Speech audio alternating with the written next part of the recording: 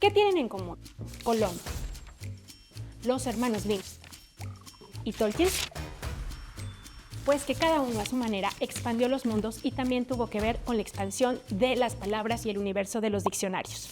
Es que la dupla de las palabras y los diccionarios es una inseparable. Pero esto, ¿desde cuándo ocurre? La verdad es que no lo sabemos a ciencia cierta, pero sí sabemos que en los depósitos donde hay textos escritos muy antiguos, como del segundo milenio antes de Cristo, se han encontrado documentos, por ejemplo, listas de palabras entre sumerio y acadio, que nos dan uno de los usos principales del diccionario, darnos las equivalencias de las palabras en diferentes idiomas. Por otro lado, en China se conserva desde el tercer siglo antes de Cristo un documento llamado Eina. Ese documento consigna palabras y su uso en chino. Este es el otro uso de los diccionarios que seguimos haciendo actualmente: expandir nuestra propia lengua y su uso. Aquí es donde conectamos con Cristóbal Colón. Cristóbal Colón, cuando hizo sus viajes, hacía también lo que hubieran sido sus publicaciones de Instagram, es decir, las cartas en las que contaba la parte en la que él quedaba bien y todo era bonito, tal y como hacemos nosotros actualmente. En esas cartas incluyó una palabra y una definición de algo que había visto. Esta palabra y esta definición fueron retomadas por Antonio de Nebrija, que las puso en 1495 en un diccionario. ¿Qué palabra fue esta? Canoa. Y la definición: nave de un solo madero.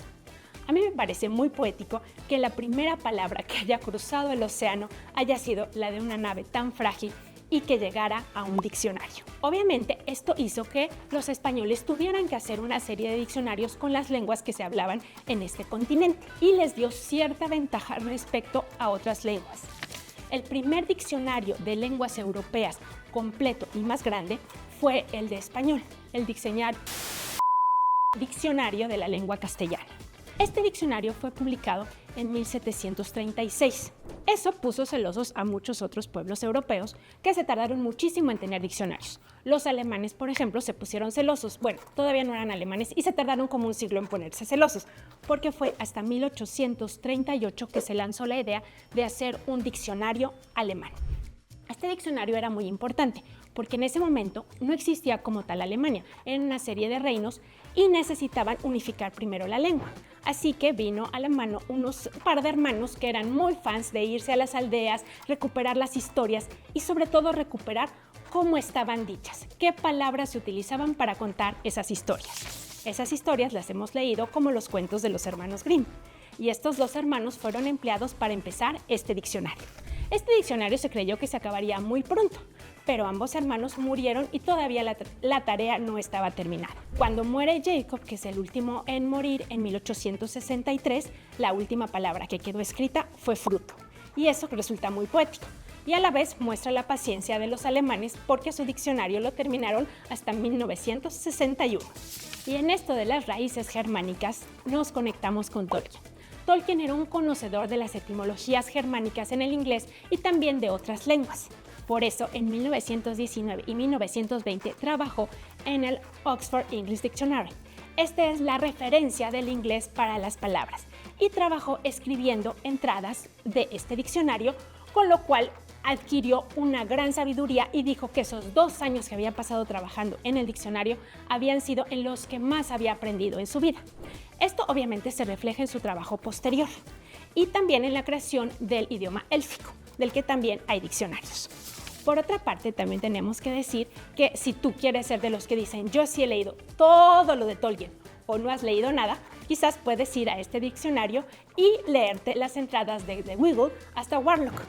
Y otra cosa, Warlock en inglés quiere decir hechicero o ser maligno, lo cual también tiene su poesía. Es una coincidencia muy poética. Hemos recorrido 3 nombres importantes que te lancé en la pregunta inicial y dejé fuera 2 nombres de 2 personas importantes cuyos apellidos han quedado vinculados a los diccionarios por siempre. Una de ellas es María Moliner. María Moliner es una mujer española que vivió en el siglo XX y su hijo un día le mostró un diccionario de uso del inglés, es decir, un diccionario más breve que traía pocas palabras, y le pareció que era necesario que el español contara con un diccionario así. Y el de la academia no le parecía, tenía algunos detallitos según ella, con lo cual decidió escribir un diccionario por su cuenta. En la mesa de su cocina, después de su trabajo como bibliotecaria, se sentaba y escribía en fichas con su pluma fuente las entradas. Obviamente después les pasaba a máquina y demás, y consiguió un editor. Este editor logró que en 1967 saliera la obra. Se ha criticado, se ha dicho que es buena, que es mala, el esfuerzo hay que reconocerlo. Y sobre todo su visión que tuvo. Una cosa muy importante, las palabras con che las puso en la letra C y las palabras con doble L las puso en la L. Y eso dirás, ¿qué tiene de novedoso? Bueno, pues que ese cambio se hizo oficial hasta 1994.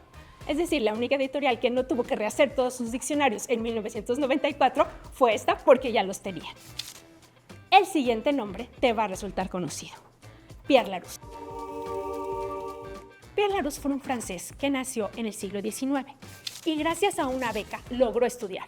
Esto le generó una enorme gratitud para el sistema y quería retribuir de alguna manera. Primero probó ser profesor, pero no le gustó mucho el sistema y, junto con otra persona que tampoco estaba muy a gusto, decidieron hacer material didáctico. Entre las muchísimas obras que publicaron, hay algo que es muy importante: un diccionario enciclopédico. ¿Qué es eso? ¿Por qué eso es tan importante? Porque es un diccionario que combinaba, por una parte, la definición de las palabras, sus categorías, y por otro, conocimientos enciclopédicos. La enciclopedia también es francesa, es decir, conocimientos generales, conocimientos de las ciudades, de los países, de historia, de arte, y esto lo hacía algo impresionante. Eso fue Le Petit Larousse. Obviamente esta idea se reprodujo en diferentes idiomas. En el español fue en 1912 cuando se editó El Pequeño Larousse por primera vez. Por otra parte, entre las otras ideas que surgieron en Larousse fue la creación de los diccionarios escolares, es decir, ofrecer a los estudiantes la selección de palabras apropiadas para cada grado escolar. Con esta historia de los diccionarios, lo que te quiero contar es la cantidad de gente que ha estado involucrada, el esfuerzo que costó hacer cada uno de esos diccionarios. Y sin ese esfuerzo y sin esa capacidad de sistematización, hoy no tendríamos tecnologías como la inteligencia artificial. Y como estoy seguro que todos queremos conservar nuestra inteligencia natural, sigamos usando los diccionarios y sigamos usando los diccionarios en papel. Cuando abrimos un diccionario nos encontramos con muchas palabras y esto nos puede abrir y expandir nuestro conocimiento y sobre todo nos hace surgir y arraigar nuestro amor por las palabras.